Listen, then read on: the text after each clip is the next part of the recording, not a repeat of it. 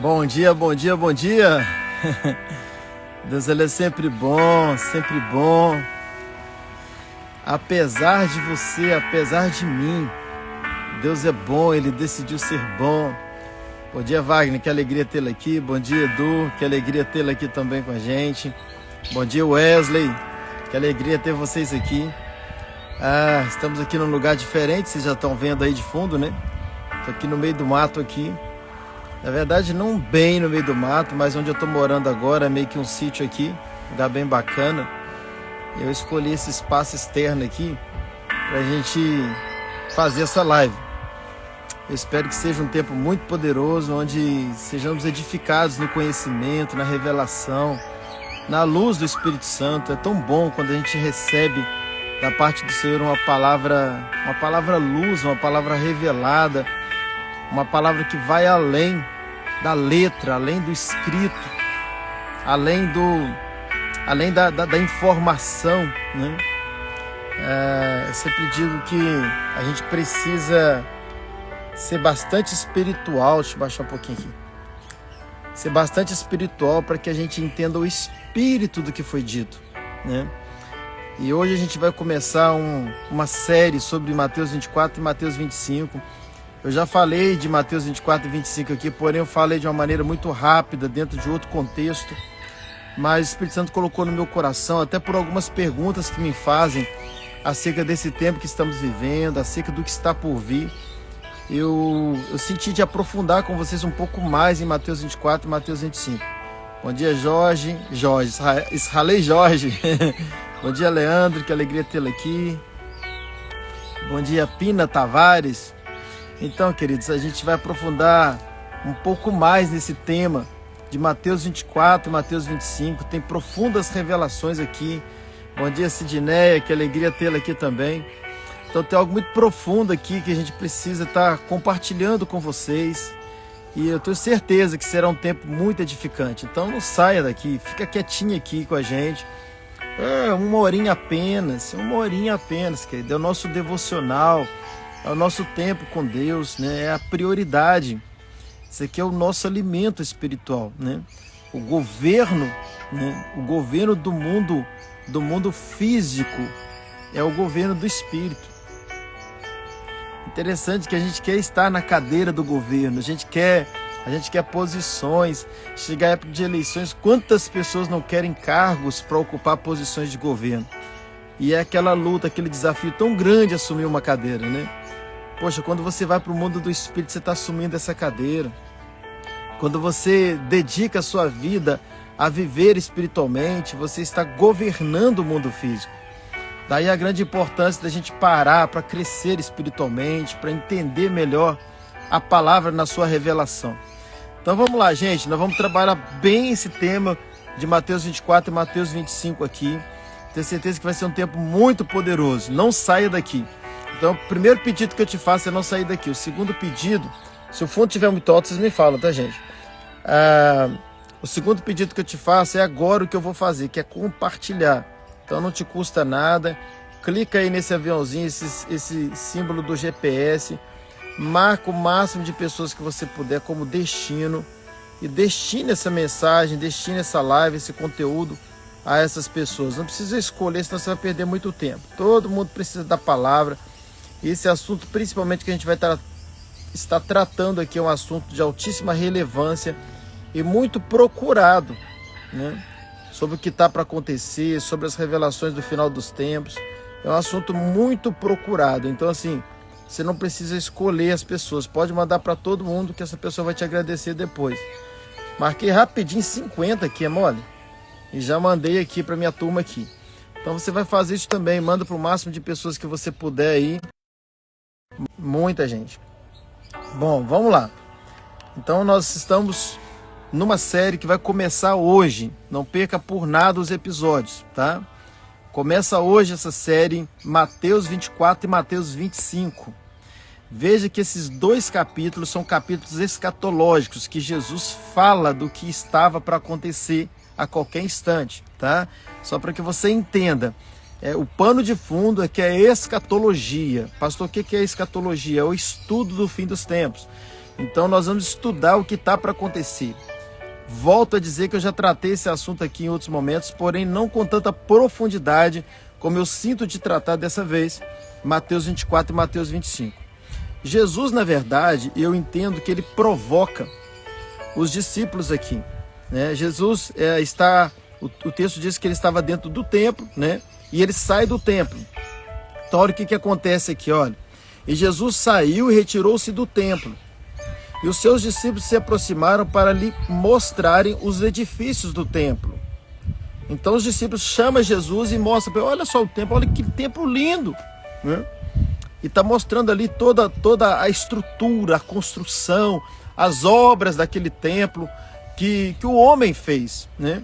E o texto diz para nós no versículo 2, e Jesus disse a eles, não vedes tudo isso? Olha a provocação. Jesus entra agora provocando. Bom dia, Luciano, que alegria tê-lo aqui, pastorzão abençoado.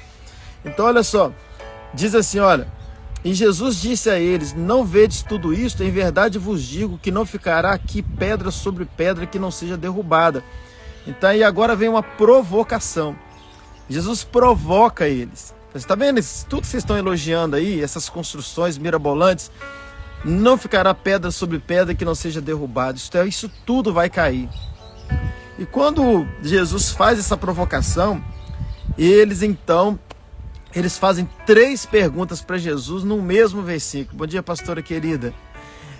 No mesmo versículo, gente. Gente, fica aqui porque esse assunto é de altíssima relevância e com certeza vai ter muita coisa aqui que você vai poder depois saber e compartilhar com outros também quando te perguntarem. Então Jesus fala assim para eles, olha, não ficará pedra sobre pedra que não seja derrubada. Aí o texto diz assim, e estando ele assentado no Monte das Oliveiras, né, eles foram para o Monte das Oliveiras e os discípulos ficaram incomodados com esse assunto. E os discípulos provocaram ele agora, fez o inverso. E disse assim para ele, na verdade fez 3 perguntas aqui. Olha só o que os discípulos falam, olha. E estando ele assentado no Monte das Oliveiras, os discípulos se aproximaram dele em particular, dizendo, dize-nos, quando serão essas coisas? Primeira pergunta. Gente, Mateus 24 e 25 ele vai responder. Ele vai responder. Por isso você precisa ficar comigo aqui nessas lives até a gente concluir esse assunto. Então, a primeira pergunta foi essa. Dize-nos, quando acontecerão essas coisas? Quando que isso tudo vai ser derrubado? Segunda pergunta. Que sinal haverá da tua vinda? Fala para nós, Senhor, dá um sinal, mostra o que os nossos olhos físicos vão ver, que vai anunciar o que os nossos olhos espirituais ainda não estão vendo. Ou até mesmo que os nossos olhos físicos não veem. Nos dê anúncios. Essa foi a segunda pergunta, que não valeu para eles. Não valeu, porque o tempo passou e eles não viram esses sinais. Mas vale para nós. Porque esses discípulos nos ajudaram muito com essas perguntas. Porque esses sinais hoje são para nós. A resposta de Jesus não valeu para o tempo deles, mas vale muito para o nosso tempo. E aí, queridos, a segunda pergunta foi essa, que sinal haverá da tua vinda? Os discípulos perguntam. E aí eles fazem uma terceira pergunta. Eles dizem assim, e que sinal haverá do fim do mundo? No fim de tudo. Então são 3 perguntas. Quando? Que sinal da vinda? Que sinal do fim? A vinda ainda não é o fim. E é isso que muita gente confunde. Então, as perguntas são essas. Que sinais, quando serão? Está falando de que tempo será? Quando? Sinal do tempo. Segunda pergunta, qual o sinal da tua vinda? Terceira pergunta, qual o sinal do fim de tudo? Então existe um quando, existe o sinal da vinda e existe o sinal do fim de tudo. E aí, o que acontece? A partir do versículo 4, Jesus então começa a responder essas 3 perguntas. E Jesus ele fica o capítulo 24 todo e o capítulo 25 todo respondendo essas 3 perguntas. Então tudo que a gente vai estudar para frente, você precisa se lembrar que Jesus está falando das 3 perguntas. Jesus está respondendo as 3 perguntas. E Jesus então ele começa a responder. E o texto diz assim para você e para mim: e respondendo Jesus, disse-lhes. Querida, agora é capítulo 24 e capítulo 25. Agora são 2 capítulos intensos de revelação, de informação, conhecimento, que nos leva a entender, a crer que a volta de Jesus está iminente. Está muito mais perto do que se imagina. E que tudo que a gente está vendo não é para a gente ficar atordoado. Não é para a gente entrar nessa militância, porque é isso se cumprindo. E por mais que você tenta militar contra a realidade que estamos vivendo, você está militando muitas vezes contra a própria palavra de Deus e você não vai vencer. E aí que a gente fica gastando muita força, porque há uma diferença enorme entre gastar e investir. Quando você gasta é aquilo que de fato não dá lucro nenhum, não tem retorno, é invencível, mas quando você investe é diferente. E aí, ao invés de a gente ficar investindo a nossa força naquilo que de fato dá resultado, a gente fica gastando muita força para tentar fazer com que a Bíblia não se cumpra. E muitas coisas que você está vendo hoje, até mesmo aí no Brasil e em muitos lugares do mundo, é essa palavra se cumprindo. E que infelizmente vai acontecer. Pastor, então eu cruzo os braços? Claro que não. Claro que não. Você só não pode nadar contra a correnteza. A gente precisa ter esse entendimento da palavra e até onde eu vou. Como eu faço, o que eu faço. A gente precisa muito de discernimento, de orientação do Espírito Santo nas nossas ações. Até mesmo tomar cuidado com as nossas ansiedades. Porque muitas coisas que estão acontecendo hoje é o cumprimento das profecias, não só de Mateus 24, 25, mas também de Daniel, Apocalipse. A Bíblia está se cumprindo. E querendo você ou não, ela vai se cumprir. Não tem como fugir disso. Olá, Vasco, que alegria vê-lo aqui, diretamente de Moçambique, da Zambésia. Então a Bíblia, infelizmente, ou felizmente, melhor dizendo, ela se cumpre. Então o que Jesus começa a dizer aqui? O texto diz assim: respondendo Jesus disse, vede que ninguém vos engane. Então ele já começa a preparar quanto ao engano. Nós, como discípulos de Cristo, nós precisamos tomar cuidado com todo tipo de engano, porque a gente não existe nada mais triste nessa vida do que um caminho errado, do que estarmos perdidos. O engano tem essa característica de trazer por si a perdição. As pessoas ficam perdidas porque o engano é exatamente para você se enganar, para você se perder diante do propósito, diante de uma visão, diante de uma direção, diante de um destino. E Jesus começa dizendo, ó, vede que ninguém vos engane, porque muitos virão em meu nome, dizendo, eu sou o Cristo, enganarão a muitos. E ouvireis de guerra e rumores de guerra. A gente vê que esse tempo chegou. Rumores de guerra, guerra. Vede que não vos perturbeis, porque é necessário que tudo aconteça, mas ainda não é o fim. Gente, eu vou trabalhar muito esses versículos, porém, há alguns versículos que por si só já falam, e também que não é tão interessante dentro do que eu quero tratar com vocês nesses 2 capítulos. Então, alguns versículos eu vou um pouco mais rápido e outros eu vou aprofundar um pouco mais. E aí, olha o que o texto continua dizendo para nós. Porquanto nação se levantará contra nação e reino contra reino, e haverá fomes, pestes e terremotos em vários lugares. Mas tudo isso é o princípio das dores. Deixa eu voltar um pouquinho aqui. Guerras, rumores de guerras, nação contra nação e reino contra reino. Querido, comece a perceber o que está acontecendo nos dias atuais. Satanás, por permissão de Deus, ele está criando no mundo algo chamado polarização. Porque depois da polarização fica muito mais fácil acontecer as guerras. O Brasil, por exemplo, hoje é um Brasil polarizado. O que é o termo polarizado? 2 lados apenas. Quando existem vários lados, diminui a possibilidade de uma guerra. Mas quando existem só 2 lados, tudo facilita para uma guerra.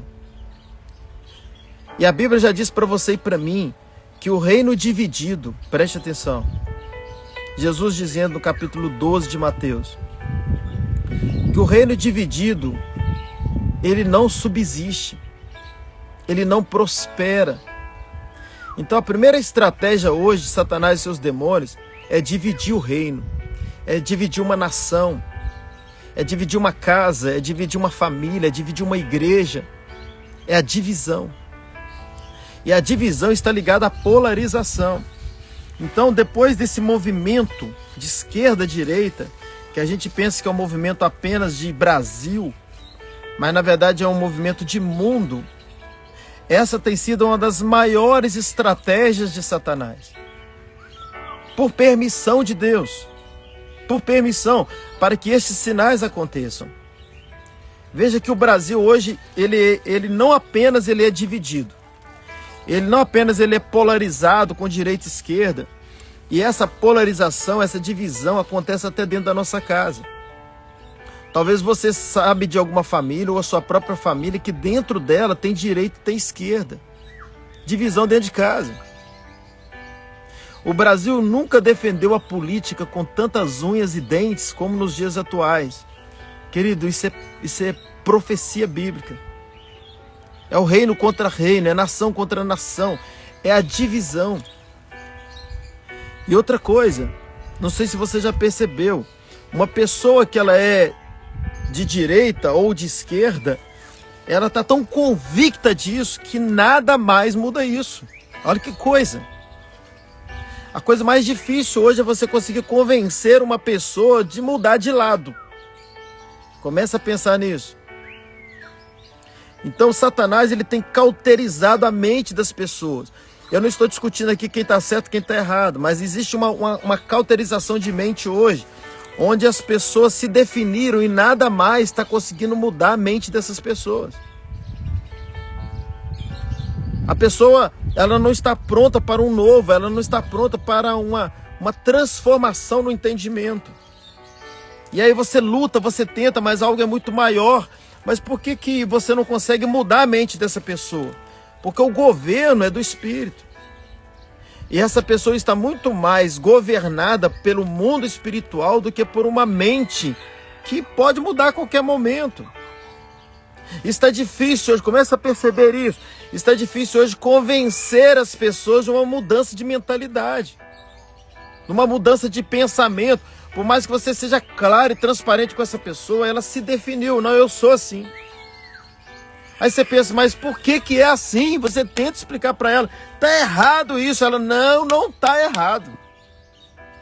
Por que ela é assim hoje? Por causa da palavra que está se cumprindo. Mas pastor, o que tem a ver isso com guerra? Querido, isso é o princípio. É o princípio estabelecido da discórdia dentro de casa. Da discórdia entre irmãos, da discórdia entre marido e esposa, entre filhos e pais, pais e filhos. Porque depois da discórdia é que vem a guerra. Então tudo que está sendo arquitetado é princípio de um projeto maligno da divisão, das guerras, dos rumores de guerras que já estão acontecendo, das nações se dividirem entre nações, de reino contra reino, a começar dentro da nossa casa. Você pega, por exemplo, essa guerra da Rússia e da Ucrânia. Você encontra aqueles que são a favor da Rússia e aqueles que são a favor da Ucrânia. Agora, tenta mudar a mente de alguém que é a favor da Rússia. Pega uma pessoa de esquerda, tenta mudar a mente dela. Pega uma pessoa de direita, tenta mudar a mente dela. Porque aqui não é questão de quem está certo e quem está errado. E tudo isso, essa mente humana, o que está acontecendo dentro de nós, do ser humano ser assim, e que não era assim. A gente era muito mais fácil nas nossas mudanças, pensa nisso. Mudar de lado. Era a famosa Maria vai com as outras, o vira casaca, lembra desses termos? Hoje não é assim mais. Hoje as pessoas estão com convicções plenas do que elas acham. Querido, isso é rumor de guerra. Isso é rumor de guerra. A guerra começa no civil. Então o que está acontecendo hoje, essa mudança interna do ser humano, essa forma de pensar, querido, está é uma cegueira espiritual de uma tal forma. É claro, eu estou dizendo de quem realmente está errado nos seus pensamentos, biblicamente falando, que a gente não consegue ver isso se não for algo de fato demoníaco e profético. Profético, você quer ver uma coisa? A ideologia de gênero. Tem gente hoje dentro da igreja defendendo. E como é que você vai conseguir provar para alguém que é da ideologia de gênero que a Bíblia fala que não é isso? Querida, a gente nunca precisou tanto. Olha que a gente sempre precisou, mas a gente nunca precisou tanto do Espírito Santo para salvar um ser humano, para libertar um ser humano. A gente nunca precisou tanto da influência, do agir, do poder do Espírito Santo para transformar o entendimento, para mudar convicções. Não adianta, querido. Não é na nossa força. Por isso que eu sou muito contra trabalhar. Hoje eu sou contra isso, eu já fiz muito isso. Mas eu sou contra hoje trabalhar comportamento. Porque o comportamento é muito superficial. Há raízes antes de uma árvore. E há árvore antes de galhos. E há galhos antes de folhas. Há folhas antes de flores. E há flores antes de frutos. E o fruto é o comportamento. Mas se o Senhor não trabalhar na raiz dessa pessoa, até mesmo do crente, até mesmo das práticas mundanas na igreja, se o Senhor não trabalhar lá na raiz, não muda o fruto. Não há mudança de comportamento. Então hoje as pessoas estão muito convictas dos seus comportamentos, crendo piamente que elas são certas. Seja na política, seja na ideologia de gênero, seja em qualquer outra área, em qualquer outro assunto. Seja interpretações bíblicas. Cada um tem o seu fundamento, cada um tem o seu modo de pensar. Aí você fala, pastor, o que tem a ver? Isso tem tudo a ver com guerra. Isso é uma armação, uma preparação de Satanás que começa na guerra da mente, da forma de pensar, do reprovar o alheio, de discordar daqui, discordar dali, e pensar que eu apenas estou certo. Isso é o princípio de um trabalho satânico para depois envolver as grandes guerras. E é isso que Jesus está dizendo aqui nesse texto. Ele está dizendo que haverá esses rumores de guerras. E ele fala que a gente não deve se perturbar por isso. E no versículo 8 ele fala que isso é o princípio das dores. No versículo 9 ele fala assim, então eles vos entregarão para seres afligidos e vos matarão. Às vezes a gente olha a realidade da igreja a nível de Brasil e a gente não consegue ver isso aqui se cumprindo. Mas a nível de mundo isso já está se cumprindo. Pessoas sendo afligidas, pessoas cristãos sendo mortos, odiados. O texto está dizendo, serão odiados por todas as nações por causa do meu nome. Então veja que hoje a gente já começa a ver os respingos disso. Do pecador odiar o crente. E Satanás é tão astuto que fala que nós que somos odiosos, que nós é que temos o discurso do ódio.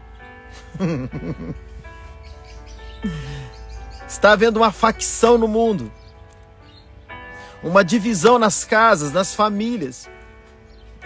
Querido, é tempo de cumprir, que está cumprindo tudo isso que Jesus falou aqui para os discípulos. E ele diz mais, fala assim, olha, e então muitos serão escandalizados, entregarão uns aos outros e odiarão uns aos outros.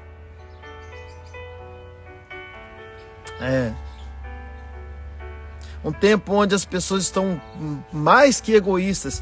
Um tempo onde o humanismo está substituindo o cristianismo.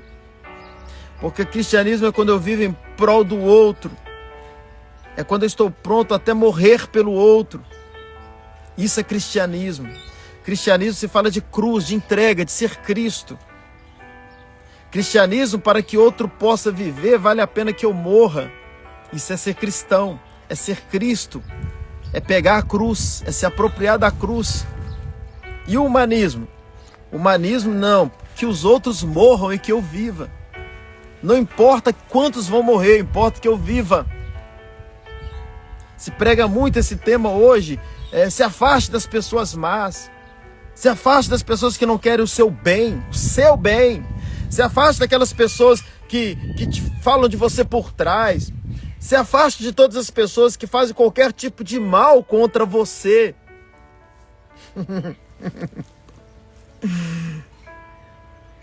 Eu creio que muitos até bem motivados fazem isso, dizendo tipo assim, se proteja, porque você não está bem espiritualmente ainda, você não está forte espiritualmente. Mas esse não é o evangelho. O evangelho é que eu me aproxime dessas pessoas. Porque se essas pessoas, se eu não for à igreja para transformar a vida dessas pessoas, quem será? O evangelho é que eu vá até elas e que eu morra por elas. Que eu pague o preço pela vida delas. Que não importa o quanto elas me odeiam, importa que Cristo ama elas. E esse Cristo habita em mim para amá-las. E é delas, é perto delas que eu tenho que estar. Porque Deus quer usar a minha vida para transformar a vida delas. Mas isso vai me fazer mal, então deixa eu me afastar. Então quando eu me afasto dessas pessoas, eu estou procurando me safar. Eu estou procurando a minha própria salvação. Eu estou procurando o meu próprio mundo. E isso nunca foi cristianismo. E a cada dia que passa, essa polarização está fazendo exatamente isso. Quem se acha ser do bem vai para um lado. Quem se acha ser do mal, ou melhor, quem se acha ser do bem, mas é do mal, vai para o outro lado. E aí começa essa divisão. Essa força contra força. E que vença o mais forte pelo seu próprio prazer. Isso não é cristianismo. Isso é tudo menos o cristianismo. E Jesus, ele continua falando. E ele fala assim, olha, e por se multiplicar a iniquidade, o amor de muitos esfriará. Não fala o amor de todos, glória a Deus, o amor de muitos. E aí a gente, querido, a gente precisa rever o nosso amor. Porque o amor bíblico, o amor cristão, não é o amor que busca os seus próprios interesses, é o amor que se preocupa com o outro. É o amor de ser Cristo, é o amor de viver em prol dos outros. Então esses sinais estão todos evidentes no nosso tempo. E todos esses sinais, queridos, são sinais que prenunciam a grande tribulação. Prenunciam o próximo evento, que é o evento onde os cristãos, não crentes, serão arrebatados. Eles não vão participar mais dessa vida. E eles estarão prontos para o arrebatamento. Então, depois de todos esses anúncios, o que vai acontecer? Qual é o próximo evento? É o arrebatamento da igreja. E é assim que nós cremos. Eu não creio num arrebatamento, eu creio em 2 arrebatamentos. E nós vamos trabalhar aqui e estudar um pouco sobre esses 2 arrebatamentos que acontecem. Um acontece antes da grande tribulação e um acontece depois da grande tribulação. Depois desses sinais que nós estamos vendo e que a maioria deles já estão se cumprindo, está tudo já arquitetado, até mesmo a questão do governo mundial, de um único governo no mundo, uma única moeda, uma única linguagem, não que todos vão falar inglês ou português, mas uma linguagem de unidade do mundo. Isso está tudo sendo arquitetado a nível mundial. Queridos, o Brasil é muito pequeno em relação ao projeto do mundo. Eu não vou aprofundar muito aqui, porque senão essa live nem fica no Instagram. Eu sei porque eu já fiz live sobre esse assunto, que eles bloquearam a live e ela não ficou. Fiz no YouTube também, eles tiraram, mandaram mensagem para mim para tirar. Mas o que está para acontecer é um governo único.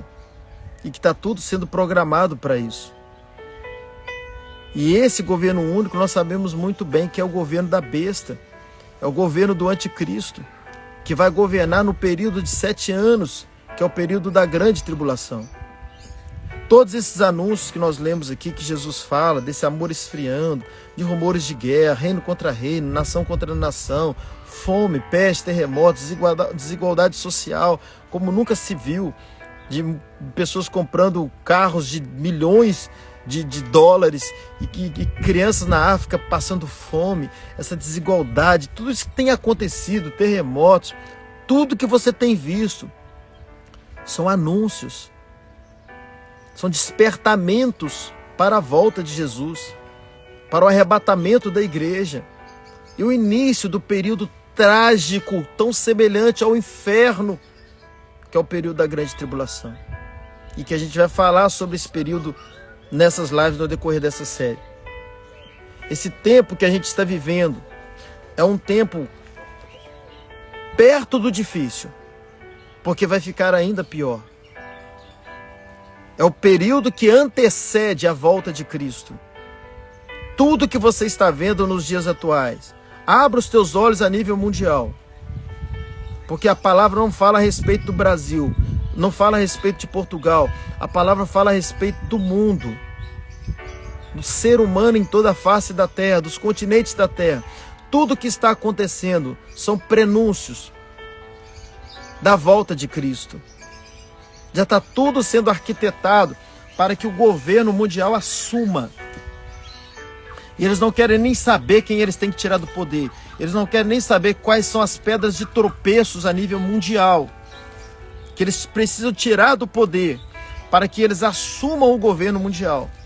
E o que precisar ser feito, querido, vai ser feito, porque tem muito dinheiro atrás disso. As nações mais poderosas do mundo estão nisso. Os homens mais poderosos do mundo, financeiramente falando, estão nisso. E porque a Bíblia se cumprindo. De um governo mundial, um governo que vai governar o mundo todo. E que nós sabemos que esse governo político é a besta, que vai assumir o governo mundial. Só que esse governo, ele assume após o arrebatamento da igreja. Aí você me pergunta, pastor, mas todos serão arrebatados? Assim que de fato Jesus voltar, todo crente vai ser arrebatado? Não. Então tá, mas os crentes que não forem arrebatados, eles vão ficar e vão tudo para o inferno? Porque só tem céu e inferno. Não. Eles ficam para o período da grande tribulação. E depois da grande tribulação, na volta de Cristo, acontece o segundo arrebatamento. Eu vou provar isso para você através dos textos bíblicos. Então tem essa confusão. Jesus volta antes da grande tribulação ou volta depois. Como que é isso? Então tem muita confusão entre aqueles que pensam que é antes e outros que pensam que é depois. Queridos, eu vou provar na Bíblia para você os dois arrebatamentos. Um arrebatamento que acontece antes da grande tribulação e o que acontece depois da grande tribulação. E por que precisa desses dois arrebatamentos? Porque Jesus, preste atenção nisso aqui. Jesus está se preparando, ou melhor, está preparando uma noiva para o casamento. E Jesus não vai casar com uma noiva menina. Jesus não é pedófilo. Ele vai casar com uma noiva madura. E toda essa permissão de Deus é para a nossa maturidade. Todo crente precisa se tornar noivo. Na verdade, noiva para o casamento. E quando a gente fala de noiva, nós estamos falando de maturidade, nós estamos falando de renúncia, nós estamos falando de entrega, nós estamos falando de abrir mão, nós estamos falando de fidelidade, nós estamos falando de lealdade, de compromisso, responsabilidade com o seu noivo. Aí eu te pergunto, todo crente é assim? Não. Então por que vai ser necessário esses dois arrebatamentos? Porque nesse primeiro arrebatamento, que acontece antes da grande tribulação, Jesus leva aqueles que amadureceram. E os demais ficam. Eu vou provar isso para vocês nos textos. Eles ficam para esse período da grande tribulação, porque o período da grande tribulação, que muitos pensam que é mal, é bom. Porque Deus usa o mal para o bem. Deus permite a maldição e através da maldição Ele converte em bênção. Esse tempo da grande tribulação vai ser o tempo de maturidade para aqueles que ficaram, porque não se tornaram maduros no tempo da graça. Imagine, eu gosto muito de manga, eu uso muito exemplo da manga, e não sei se você gosta, mas imagine você indo num pé de manga, e tem bastante mangas, só que tem maduras e tem mangas verdes. Você vai, balança o pé, e aí cai quais as mangas? Normalmente as maduras. E aí você pega as maduras e vai embora. E ficam quais mangas para pegar em outro tempo? As verdes, que vão amadurecer. É assim que vai acontecer. No primeiro arrebatamento, Jesus vem e pega os cristãos maduros, aqueles que não ficaram só como crentes, só como espectadores nas igrejas, mas eles amadureceram, eles amaram Cristo, eles já desejaram Cristo. Porque, querido, o casamento certo é aquele que acontece onde o noivo é apaixonado com a noiva, mas também a noiva é apaixonada com o noivo. Você que é casado sabe do que eu estou falando. Quando os dois se apaixonam, dá liga. E aí dá casamento. Gente, é tão fácil entender essas coisas quando a gente pega o real e assimila com o espiritual. Faz essa analogia, melhor dizendo. Jesus usou muito essa analogia para a gente entender. Então, hoje nós temos qual a realidade? Nós temos um noivo apaixonado com a noiva. Paixão está muito ligada à carne, mas é só para entendimento. Nós temos um noivo louco com a noiva. Nós temos um noivo que ama a noiva. Um noivo que deseja tanto a noiva que morreu por ela. Um noivo que deseja tanto a noiva. Querido, você que é noivo e queria estar com a noiva toda hora, em todo momento, encontrando, você ficava do lado dela e ali era o lugar, porque eu amo essa mulher, só de estar do lado dela já tá bom demais, né? É tão bom quando a gente tá apaixonado, né? Então você quer toda hora estar junto, estar perto, ligar e tá sempre ali conectado, né? Então é por quê? Porque o noivo deseja a noiva. Agora imagine o amor de Jesus por nós ao ponto de Ele nos desejar tanto que Ele não apenas está do nosso lado, Ele nos deseja tanto que decidiu estar dentro de nós. Dentro de nós. Olha o quanto Ele nos deseja. Olha o quanto Ele está caído por nós. Só para que você entenda. Só que ainda não é o suficiente para o casamento.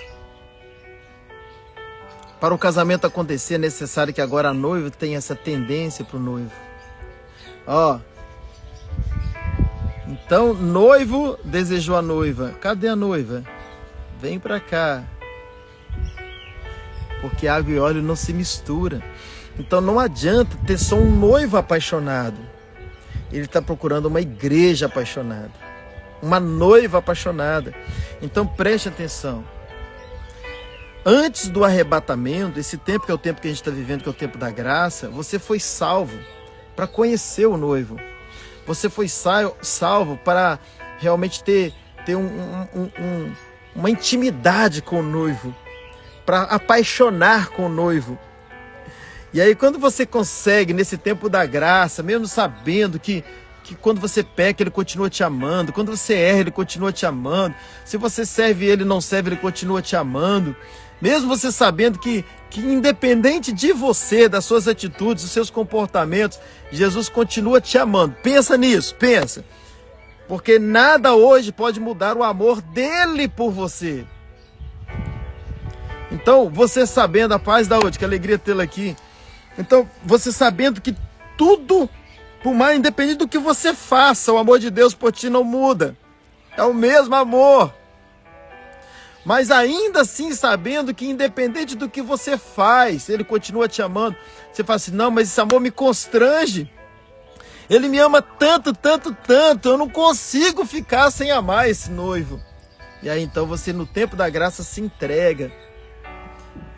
Você o deseja, você se constrange com tanto amor do noivo, que você passa a amá-lo. Então, quanto mais você o ama, mais você renuncia, mais você é fiel, mais você é leal, mais você é santo, mais você obedece, mais você gera mais filhos para Deus que se tornam também noivos, mais você se dedica a Ele, mais você ora, mais você lê a palavra, mais você jejua, mais você faz tudo porque você ama estar com o noivo. Então, querido, você é alguém que está preparado para o arrebatamento. Você já está maduro, você já entendeu. Você já entendeu que vale a pena esse casamento. Então você é alguém que deseja o noivo. Então hoje nós temos um noivo apaixonado com uma noiva, porém uma noiva também apaixonada com o noivo. Então se os dois se amam, só falta o casamento. Estes crentes que chegam a esse nível, a essa maturidade, estão prontos para o arrebatamento. Por que eles vão ficar aqui nessa terra? É o fruto que já está maduro. Por que vai continuar? Por que vai continuar na árvore se já amadureceu? Então vem esse arrebatamento e recolhe essas pessoas. Elas serão recolhidas. Então no primeiro arrebatamento, gente, você que está chegando agora, fica todas as lives. Não vai ser só uma, é uma série que a gente está pregando. Começou hoje sobre Mateus 24 e Mateus 25. Vai dar mais de uma live. Eu vou provar para você na Bíblia, nos textos bíblicos, que são 2 arrebatamentos e não um só. Que o primeiro arrebatamento sobe aqueles que são noivas já preparadas. E no segundo arrebatamento sobe aqueles que foram preparados no período da grande tribulação. No primeiro arrebatamento sobe o filho maduro, o filho varão, de Apocalipse 12, que a gente vai entrar lá também. Mas no segundo arrebatamento vai ficar muita gente que vai subir só no segundo. Porque não são maduros no tempo da graça. Não amadureceram nesse tempo da graça. E aí, querido, aí agora, depois que eu falei isso, talvez você vai entender melhor o versículo 13. Porque aí Jesus fala assim, mas aquele que perseverar até o fim será salvo. Eu creio que a maioria aqui conhece esse versículo. Esse 13, né? Mas aquele que perseverar até o fim será salvo. Depois de tudo que eu construí aqui, agora você vai entender. Porque muita gente pensa que esse versículo, quando Jesus está falando que aquele que perseverar até o fim vai ser salvo, eu creio que muita gente pensa que está falando da salvação da alma. Não, não está falando da salvação da alma. A salvação da sua alma, a salvação em Cristo pela obra consumada da cruz, não é a sua perseverança. E é isso que as pessoas têm dificuldade de entender. Eu espero que você entenda isso aqui. Preste atenção. A perseverança que Jesus está dizendo aqui não é essa. Porque pensa comigo. Você foi lá no hospital, tinha alguém doente. E essa pessoa aceitou Jesus e foi salva. Ela perseverou? Não, mas ela foi salva. Não, por que o outro tem que perseverar e ela não? Quer dizer que a salvação é diferente de um para o outro? Espera aí. O ladrão na cruz, ele teve tempo de perseverar? Teve. Ladrão na cruz, ele teve tempo de perseverar? Não teve. Ele simplesmente creu em Jesus e foi salvo. Alguém que aceita Jesus no seu último segundo de vida, seu último minuto de vida, seu último dia de vida, não tem nem tempo de perseverança. Mas foi salvo. A gente crê que foi salvo e de fato foi salvo. Por quê? Porque a salvação é pela graça. A salvação é um dom de Deus. Pela nossa fé nós somos salvos, mediante a nossa fé. Então a salvação é de graça. O reino é perseverança. O casamento, ser noiva, requer perseverança. Então, o texto está dizendo para nós o seguinte: mas aquele que perseverar até o fim, ele vai ser salvo. E a gente tem essa mania, o hábito, de ler isoladamente o versículo. Então, se você ler só o versículo, mas aquele que perseverar até o fim será salvo, é claro que você vai entender desse jeito. Não, para que eu seja salvo, eu tenho que perseverar, eu tenho que orar, eu tenho que jejuar, eu tenho que pagar preço, eu tenho que buscar, eu tenho que me santificar. Não é que essas coisas são necessárias. É tudo necessário, mas você não faz nada disso para você ser salvo. Não. Você não faz nada disso para você ser salvo. Você faz tudo isso porque você já é salvo. Então não é o que eu faço primeiro para depois eu ser salvo. É o que eu sou primeiro para depois eu fazer. Então eu já sou salvo porque eu criei em Jesus e recebi Jesus como meu Salvador. Então eu me tornei um salvo. Então por isso eu faço. Então eu não faço para ser, eu sou para fazer. Pastor, mas o texto está dizendo que aquele que perseverar até o fim será salvo. Mas de que Jesus está falando aqui? Será que é dessa salvação que a gente tanto pensa e crê? Não é. Olha só, toda vez que você lê a palavra na Bíblia, mas, não só na Bíblia, mas quando alguém usar para você a palavra mas, está se referindo ao que falou antes. Então Jesus ele veio construindo tudo que já lemos, do versículo 4 ao versículo 12 de Mateus 24. E quando chega no 13, aí ele fala, mas... Então esse mas, eu preciso pensar. Mas por que esse mas? Porque está se referindo aos versículos anteriores, que está falando dos rumores de guerra, falando dos tempos difíceis, falando da grande tribulação, falando de um monte de coisa. E aí depois que ele fala, mas aquele que perseverar até o fim será salvo. O que ele está dizendo então, pastor? Está dizendo o seguinte, vai vir tempos difíceis. Rumores de guerra, nação contra nação, amor esfriando, ódio, perseguição. Mas se você for perseverante, você será arrebatado. Você será salvo desse período. É isso que o texto está dizendo. Jesus está se referindo não a uma salvação de alma, daquela que você creu em Jesus, mas está falando da perseverança dos salvos. Não é ser perseverante para ser salvo, querido. Salvação é pela graça. Está dizendo a perseverança para você ser livre, para você receber um livramento desse período da grande tribulação. Então essa palavra salvação, eu poderia trocá-la por livramento. Mas aquele que perseverar até o fim vai receber o livramento da grande tribulação. Vai ser retirado antes. É isso que ele está querendo dizer. E aí sim requer a nossa perseverança. Porque a salvação é pela graça. A salvação é do céu para a terra. Mas o reino, o galardão, o casamento é da terra para o céu. O casamento não é apenas o noivo amar a noiva, mas o casamento se dá quando o noivo ama a noiva, mas também a noiva ama o noivo. E quem ama persevera. Quem ama amadurece. Então, querido, quando a Bíblia fala dessa salvação aqui de Mateus 24:13, está falando... Quem está entendendo, diga amém. Se não está entendendo, pode falar aí também. Mas quando a Bíblia está falando dessa salvação, eu preciso entender o que está sendo construído antes. E ele está falando da salvação do período da grande tribulação.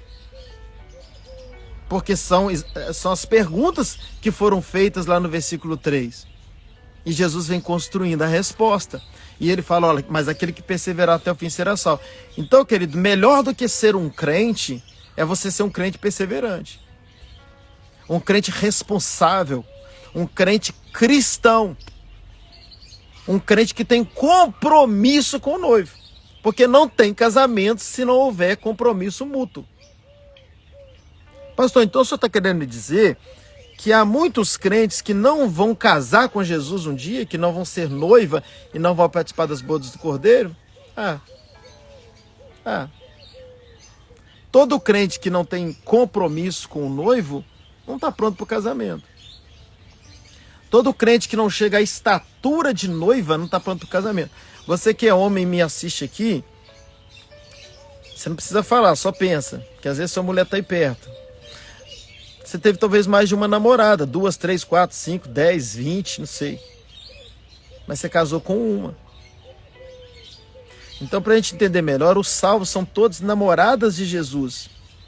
Mas só o salvo perseverante, só o salvo comprometido, que se abnega, o salvo que tem responsabilidade, que amadurece, só esse salvo que se torna o quê? Noiva. Então Jesus está preparando uma noiva, porque todos nós juntos formamos uma só igreja, uma só noiva, um só corpo. Então Jesus está preparando uma noiva para o casamento.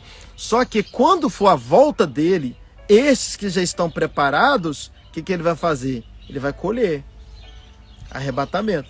Os demais ficam para se preparar ainda, como se fosse uma segunda oportunidade. Então, aquele que perseverar até o fim, até essa volta de Cristo, ele vai ser salvo do período da grande tribulação. Ele vai receber esse livramento. Ele não vai precisar participar, porque ele já amadureceu. Ele já está pronto para a colheita. Aqui em Mateus 24 mesmo, gente, porque Jesus ele fica trabalhando esses assuntos fora de cronologia dentro dos capítulos. Então eu vou lá de uma vez para você entender. Lá em Mateus 24, a partir do 36, ele fala dessa volta, desse arrebatamento. Que ele fala assim, como foi nos dias do Noé, assim será também a vinda do Filho do Homem. Muitos comiam, bebiam, casavam, davam esse casamento até que o Filho do Homem veio. Aí ele fala assim, estarão dois no campo. Um será levado e o outro vai ficar. Ah, pastor, esse que vai ficar não é para ir para o inferno? Não! Ele vai ficar para o período da grande tribulação. O julgamento para ir para o inferno é só lá no final do milênio. É só lá em Apocalipse 20, a partir do versículo 11. E aí ele diz, um sobe e outro fica. Duas estarão moendo no moinho. Uma vai subir e a outra vai ficar. Porque uma noiva prudente, lembra das virgens? Está dentro do capítulo 25, nós vamos falar sobre as virgens. Então, uma sobe e a outra vai para o inferno? Não, a outra fica para um período infernal, que é o período da grande tribulação. A Wilma colocou aqui, mas depois os que ficarem para a grande tribulação, todos os que se dizem crentes, serão salvos. Salvo, Wilma, é salvo. A salvação é pela graça, assim nós cremos. Não é nada nosso, é dele. Mas o reino, os galardões, o casamento é responsabilidade nossa. No período da grande tribulação, os salvos que ficarem, crê-se que a maioria vão amadurecer. Porque vai ser... Já reparou que no tempo difícil que a gente é mais comprometido, não é? No período de dor, passando um momento difícil em casa, a gente ora mais, a gente se consagra mais. Por quê? Porque está vivendo um momento difícil. O período da grande tribulação é porque Deus conhece a mente humana, Ele nos fez, Ele sabe como a gente é. E Ele vai permitir esse período tão duro que Satanás vai se vangloriar achando que Ele está fazendo o bem. Aliás, que Ele está tendo a vitória, mas Ele está tendo a derrota. Porque Deus vai usar o próprio Satanás, a própria perseguição, para forjar crente. Para forjar muita gente. Mas é necessário eu e você passar por isso? Não! Basta nós sermos apaixonados com esse Cristo no tempo da graça. Basta a gente viver uma vida de entrega, de renúncia, de noiva, de crentes maduros no tempo da graça. Se eu amadureço na graça, por qual motivo eu tenho que continuar na árvore chamada terra? Eu não preciso continuar mais na árvore. Então Jesus me arrebata, porque Ele vai encontrar em mim uma noiva pronta, preparada, que ama Ele. Então está pronto para o casamento. Não há necessidade de ficar mais na terra. E estes perseverantes serão salvos desse período da grande tribulação. E o texto continua e diz assim, e este evangelho do reino será pregado no mundo inteiro. Então, pensa comigo, para testemunha a todas as nações e então virá o fim. Então, como é que esse evangelho vai ser pregado se sobe todo mundo? Quem vai pregar? Aí é que tá, não sobe todo mundo. Quando Jesus fala das virgens, que 5 sobe e 5 fica, as que ficaram vão pregar. Os crentes descomprometidos vão passar a ter compromisso. E aí eles vão pregar o evangelho, somado com os 144 mil, que é nesse período que eles vão crer por causa do arrebatamento, vão se entregar a Cristo, e Jesus vai preparar 144 mil que no período da grande tribulação vão se entregar ao evangelho também, pregando o evangelho, junto com aqueles que ficarem. E aí o evangelho será pregado a toda criatura. Bom, então é isso. Se você tem alguma pergunta a fazer, você digita rápido e coloca essa pergunta, porque esse tema, quando eu trato esse tema, realmente gera muitas perguntas.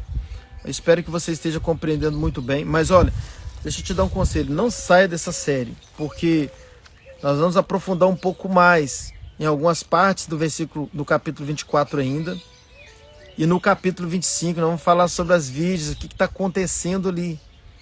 Por que que de fato 5 virgens vão ficar? Quem são essas virgens?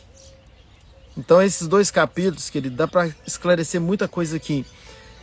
Nós vamos falar sobre Apocalipse 12. Que filho varão é esse? Que filho varão é esse que a Bíblia diz que sobe? Que a mulher gera e ele sobe, ele é arrebatado. E a Bíblia fala dos demais filhos da mulher que ficaram. Então, querido, nós estamos muito perto desse arrebatamento. Os sinais preanunciam esse arrebatamento. E só sobe o fruto maduro. Só sobe aquele que é noiva prudente e noiva preparada. Bom, qualquer dúvida que você tiver também, você pode me chamar no direct. Nós estamos aqui para ajudar, para servir, tá? Como eu disse, a gente vai aprofundar um pouco mais nesses 2 capítulos. Vai se tornar uma série esse assunto. E na sexta-feira a gente continua.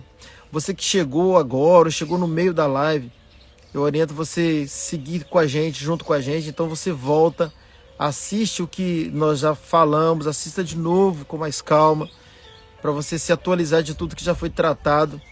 E a gente se encontra na sexta-feira, no mesmo horário, dando continuidade a esse tema, que para mim é um tema de altíssima relevância e altamente necessário por esse tempo, nesse tempo atual que a gente está vivendo. No mais, querido, seja noiva, não seja apenas crente. Seja noiva. O meu conselho para você: largue esse mundo. Largue esse mundo. Largue tudo aquilo que não chama Cristo. Largue tudo aquilo que não pensa em Cristo, que não é de Cristo. Largue esse sistema. Não seja uma namoradinha de Jesus, não seja uma ficante de Jesus. Seja noiva de Cristo. Seja noiva de Cristo. E aí sim, querido, esse estado de noiva é um estado de preparação para o arrebatamento.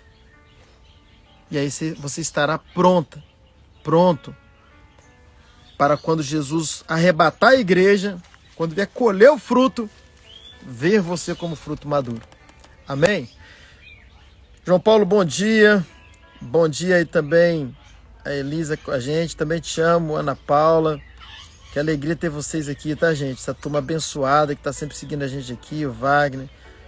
A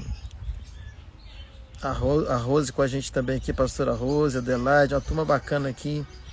Carol com a gente também. André. Muita gente aqui, né? Glória a Deus pela sua vida. Que você tenha aí uma tarde poderosa de quarta-feira. Assista a live toda de novo, é o conselho que eu te dou. E até sexta-feira, no mesmo horário, querendo Deus. Até lá.